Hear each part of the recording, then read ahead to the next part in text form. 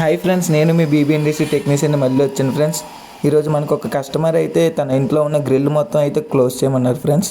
కానీ మనకు అక్కడైతే పాసిబిలిటీ లేదు. మనమైతే ఏం చేసామంటే మన సొంతంగా ఒక ఫ్రేమ్ అయితే రెడీ చేసి దానికైతే విండోస్ ఫిక్స్ చేయడం అయితే జరిగింది ఫ్రెండ్స్.